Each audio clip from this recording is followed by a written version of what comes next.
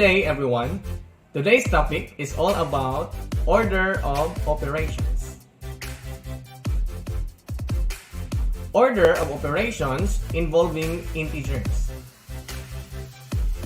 To perform expression with more than just one operation, we must follow the so-called PEMDAS Rule.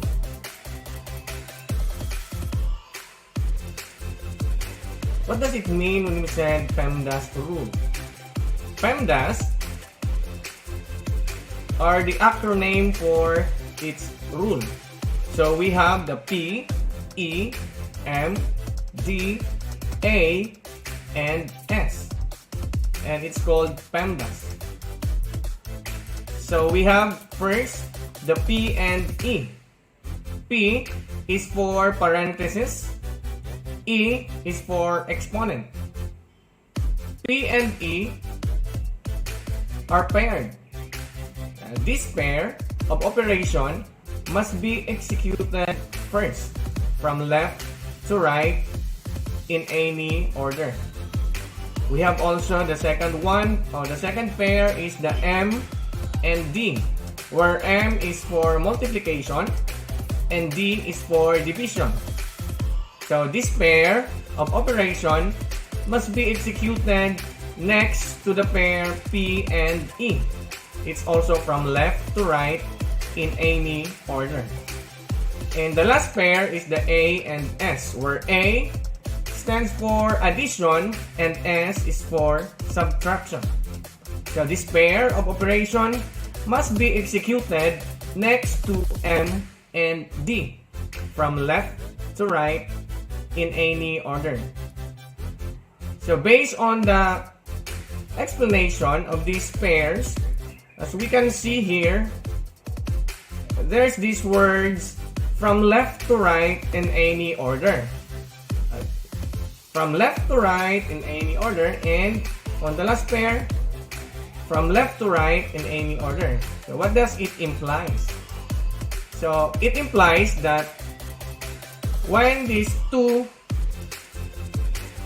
operation, which is the P and E, and the second pair M and D, and A and S for the third pair, when we said from left to right in any order, if P comes first with E, or in any order when E comes first from P, so it must be executed first.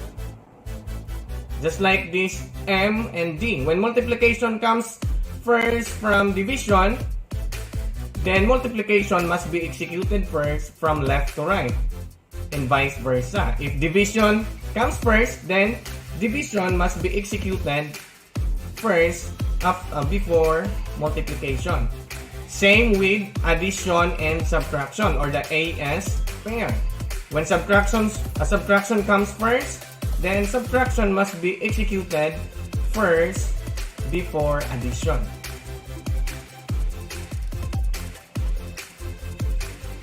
Next, we have example number 1. So applying the PEMDAS rule, we are going to simplify this expression below. So we have the expression 10 raised to the power of 2, or 10 squared, plus 13 times 3 minus open bracket 15 plus open parenthesis negative 9 close parenthesis close bracket divided by 6. So when we apply the PEMDAS rule in this expression, we need to execute first the pair which is P and E, or the parenthesis and exponent. So in this expression, we can see that 10 raised to the power of 2 is one of the terms that has an exponent. And also, we have 15 plus negative 9 comprises the brackets and the parentheses. So these two must be executed first. Then from the two, exponent and parentheses, from the left side, we can see that exponent comes first before the parentheses. So we must execute first the exponent, then followed by the parentheses and brackets. So in the solution, we have 10 squared, which is equals to 10 times 10. It will give us 100. Then, copy the remaining or the addition operation.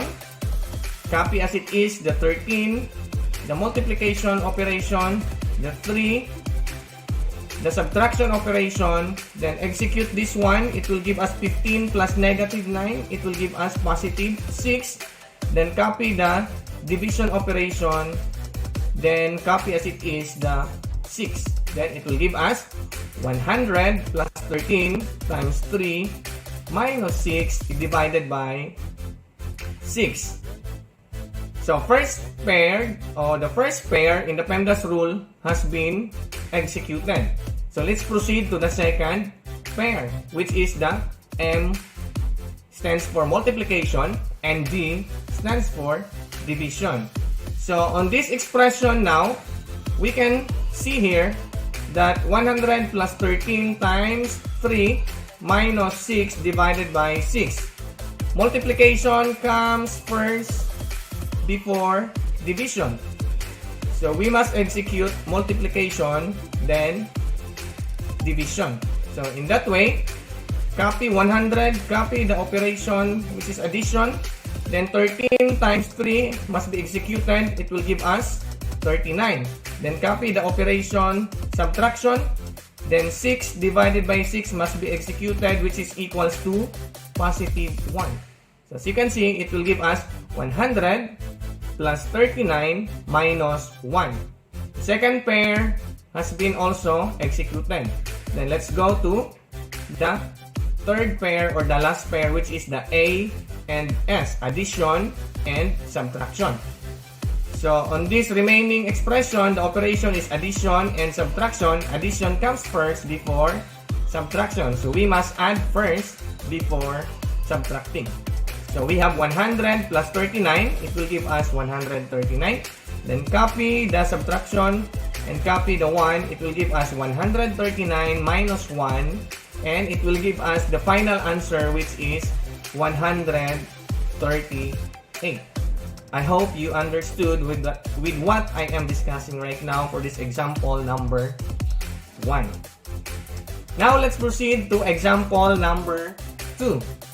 So on example number 2, we have an expression, open parenthesis 12 times 2, close parenthesis, minus 150 divided by 15 plus 9 raised to the power of 2 or 9 squared times 2. So as we observe, we have the parenthesis and we have also the exponent. We have also the division and multiplication, subtraction and addition. So applying the PEMDAS rule, starting with the first pair, which is the parenthesis and exponent, we can see here that parenthesis comes first before the exponent in the first pair. So we must execute what is inside in the parenthesis, which is 12 times 2, and it will give us a product which is 24. Copy the subtraction operation, copy 150, copy the division operation, copy 15, copy addition operation, then execute 9 squared, which is, it will give us 9 times 9, and that is positive 81. Then copy the multiplication operation, then copy 2. On the first pair, in the PEMDAS rule, we have already executed the parenthesis and the exponent. Now let's proceed to the second pair, which is the MD, or the multiplication and division. So on the remaining expression, we can see that division comes first before multiplication. So in this manner, we are going to divide first and then multiply. So copy 24, copy subtraction, Then execute 150 divided by 15.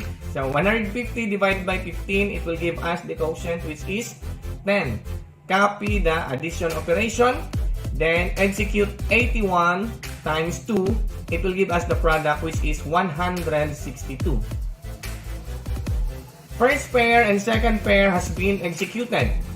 Now, as we can see on this expression, we only have the third pair of operation, which is the addition and subtraction.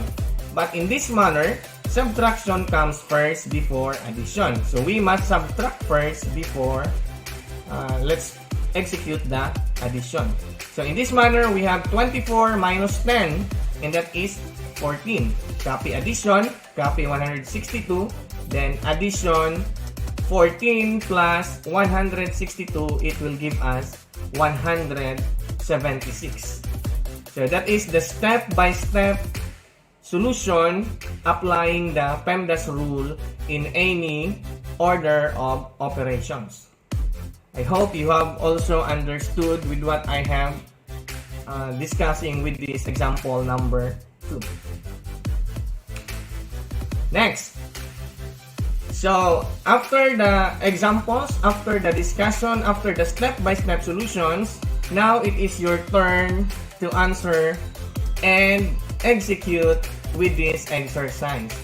So, the instruction is perform the following expressions using the PEMDAS rule. Then, show your step-by-step solution or the solution. So, we have number 1, number 2, number 3, number 4, and number 5. So, if you not yet got what I have discussed, you can rewind, you can rewatch, you can pause this video and relearn and learn again so that you will get what is really the step-by-step solutions applying the PEMDAS rule. And I think it ends my topic here. And thank you for listening. And thank you for viewing.